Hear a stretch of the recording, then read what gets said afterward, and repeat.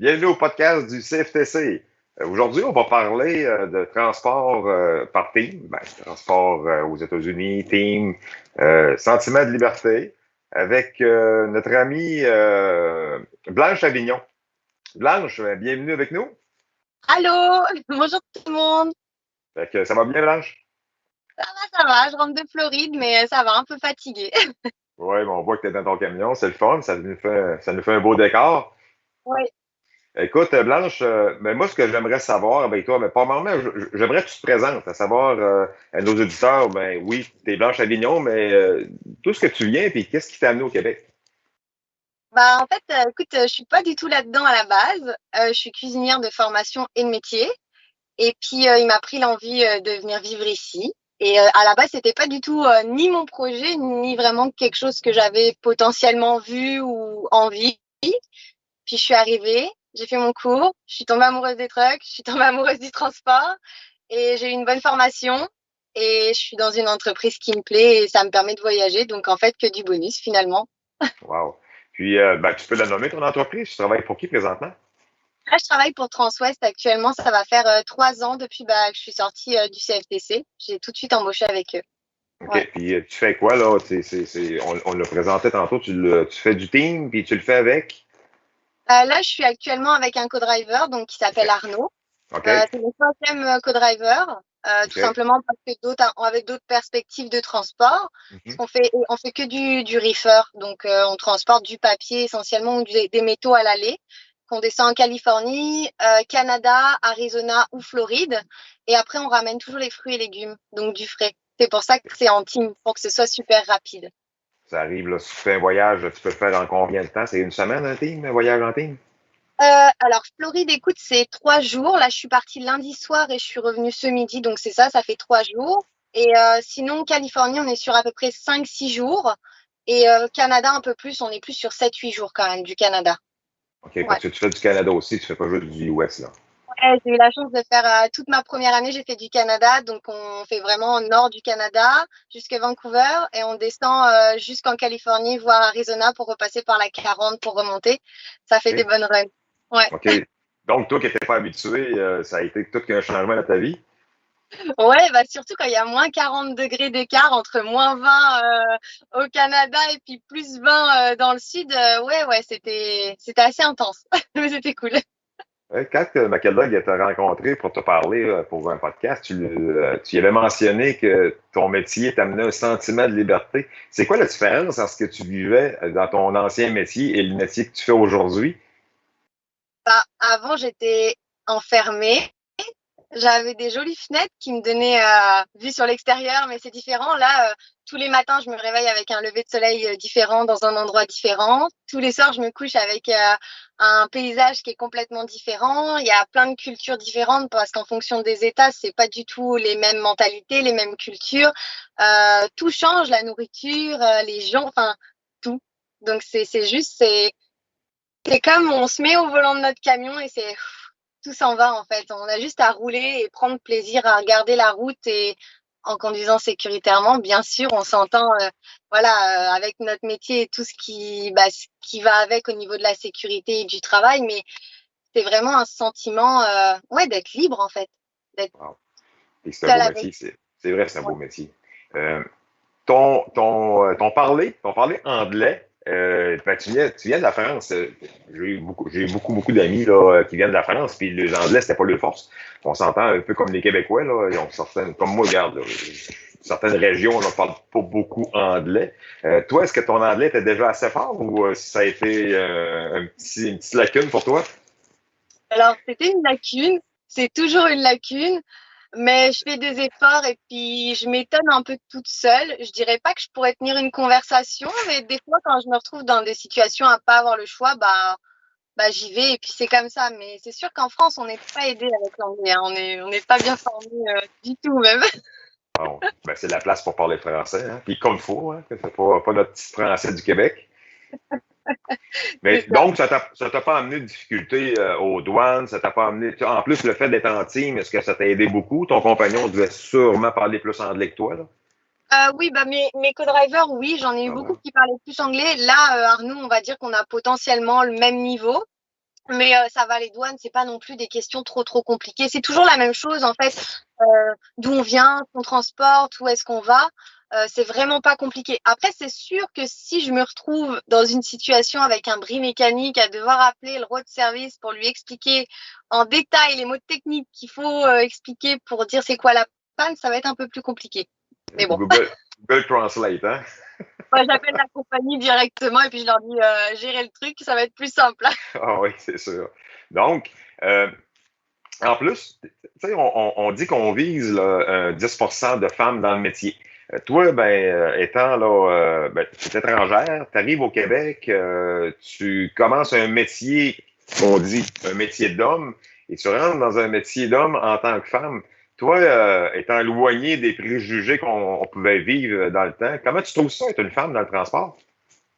Bah, écoute, je vais être très franche avec toi. Je trouve ça super bien. Je suis super fière. J'étais déjà avant dans un milieu très masculin. La cuisine, j'ai toujours travaillé qu'avec des hommes. D'ailleurs, j'ai que des co-drivers masculins et c'est un choix de ma part parce que je m'entends très bien avec les hommes. Parce que j'ai toujours travaillé là-dedans. Ça convient pas à tout le monde, je pense. Mais c'est d'un point de vue aussi sécurité. Je me sens rassurée. J'ai aucun problème avec ça. Au contraire, je le revendique. Et puis, justement, j'essaye d'être sur beaucoup de plateformes différentes et puis d'essayer de sensibiliser beaucoup les hommes et les femmes sur ce sujet-là. Enfin, j'ai eu énormément de projets l'année dernière, malgré le Covid. On a quand même réussi à avoir beaucoup de projets avec les femmes. Et puis là, il y en a plein d'autres qui vont arriver. Donc, non, moi, je trouve que c'est vraiment une force, justement. Très Quand fière. Quand tu dis des projets avec les femmes, tu parles pour le transport côté féminin? Oui, bah en fait déjà je travaille avec Pilot Fille, donc c'est une marque de vêtements 100% féminin qui font aussi pour le transport. On a fait le calendrier des camionneuses du Québec qui va bientôt sortir. Oui. Euh, donc ça c'est que des femmes aussi, que dans le transport, de tout type différent. J'ai fait beaucoup aussi d'interviews et des comment on appelle ça, des écrits pour plusieurs choses, mais toujours sur le sujet des femmes et je trouve que c'est important d'en parler. Il faut. Oui, oui, absolument. Là. Puis, le calendrier, d'ailleurs, on a une collègue au CTC là, qui en fait partie. Fait que, c'est un beau projet, c'est le fun. Ouais, Puis, vraiment. là, tu fais du team, tu fais de la Californie, tu fais 3 ans. Euh, une question, le sommeil, la première année, comment tu as trouvé ça? Comment tu as trouvé ça là, de commencer à essayer de dormir quand le camion roule? Ok, je remercierai jamais assez mon formateur. On est formé 3 mois ici. J'ai eu un formateur génial qui conduisait superbement bien. Donc ça, c'était cool parce que c'est les 3 premiers mois les plus durs. Et puis, bah, j'en connais beaucoup qui ont craqué pendant les 3 premiers mois. C'est compliqué. Je fais l'équivalence, dormir sur une machine à laver ou une laveuse. À peu près. Voilà, c'est ça. Ça choque pas mal. Mais écoute, une fois qu'on a l'habitude, moi de toute façon, je dors partout, hein, donc je m'endors dans la voiture, sur un garage, sur une moto, peu importe. Alors, j'ai pas trop de problèmes avec ça, mais je sais qu'il y en a beaucoup qui ont des problèmes avec ça, dormir. Ouais. C'est sûr qu'après une semaine, pour avoir dormi, tu n'as quasiment pas le choix. Là. Tu fais la connaissance quand tu vas te coucher. Eh ben, au début, quand j'ai retrouvé mon lit là pour la première fois, un lit qui bouge pas, je checkais toute seule dans mon lit la nuit tellement je pense que j'étais conditionnée. Du coup, c'était un peu inquiétant, mais ça va. Je suis bien maintenant, je suis correcte.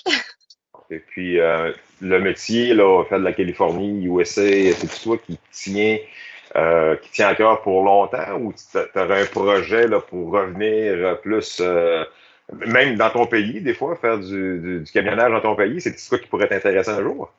Pas du tout. Alors, écoute, Non? déjà, je compte pas y retourner, premièrement. OK. OK. On est bien chez vous. Non, non. Bah, je suis tombée amoureuse du pays, en plus du métier. Je me vois pas du tout conduire ailleurs. Et je pense qu'une fois que tu as goûté aux États-Unis et au Canada, c'est juste formidable, quoi. J'ai pas, voilà, pour te donner un exemple, j'ai fait de la ville pendant, je pense, 3 mois parce que j'avais besoin d'un petit break, voilà, personnel. J'ai dû m'arrêter. Écoute, j'avais juste une envie, c'était de repartir là. J'en pouvais plus, mais j'en pouvais plus. Ah oui. Ouais. Donc là, t'as pogné la piqûre là, comme il faut là, pour traverser l'autre côté. Puis, donc, il n'y a pas de. Tu sais, on l'entend. Moi, je connais un peu le métier, bien entendu, hein, on va se le dire. Sauf que des fois, il y en a qui peuvent nous écouter et dire, ah, OK, les États-Unis, là, ça peut être compliqué de traverser. Puis, donc, toi, là, tu dis à tout le monde de pouvoir, tu peux y aller sans problème. Ah, mais oui, de toute façon, faut juste se donner les moyens, mais c'est super facile. Je veux dire, ça change rien. Et puis, j'ai peut-être pris la piqûre, donc je vends peut-être bien de la chose aussi, mais non, vraiment, c'est une des plus belles expériences de ma vie. Je pense que, puis je compte pas m'arrêter, en fait. En tout cas, pas tout de suite. Non, mais en plus, le métier, là, quand tu travailles sur le côté, tu as tellement de choses à voir et à voyager. Quand tu voyages, je veux dire, ça doit être fou le nombre de choses nouvelles que tu dois voir. Hein. Ouais, bah écoute, la semaine dernière, par exemple, non pas la semaine dernière, il y a 15 jours de ça, on a fait un Californie, et puis on s'est arrêté à Seligman, ça s'appelle. C'était Arizona, je crois. Ouais, c'était en Arizona. C'était la route 66, donc avec toutes les vieilles voitures. On était dans un décor, mais juste fou. Puis je me dis, j'aurais jamais pu faire ça si j'étais restée en France ou si j'avais fait un travail chez moi ou si j'étais restée en cuisine. Bah là, je vois des choses, mais de fou, quoi. J'ai pu aller faire de l'équitation au milieu des grands cactus en Arizona. J'ai été, j'ai été voir l'océan. J'ai été, enfin, mais j'en ai trop à dire, mais c'est fou. J'étais au lac Louise il y a l'année dernière. Enfin, bref, des choses que j'aurais jamais pu faire. Donc, c'est fou. Dans ta formation. Tu dois le réaliser à un moment donné. J'imagine, après 3 ans, là, tu vas commencer à le réaliser. Mais dans ta formation, vous avez fait des itinéraires, des recherches d'adresses, donc, toi, quand tu faisais des itinéraires dans ton cours en théorie, tu devais même pas dire Ah, Flagstaff. Je sais même pas c'est quoi ce mot-là. Maintenant, tu passes là, dans cette ville-là. C'est ça. Bah là, en fait, souvent, ce qu'on fait, tu sais, on a quand même un peu de loose pour partir. En général, ils nous laissent un 12 heures pour l'aller. Pour le retour, un petit peu moins parce que, comme je te disais, on a des fruits et légumes. Donc, il faut se dépêcher de les ramener. Mais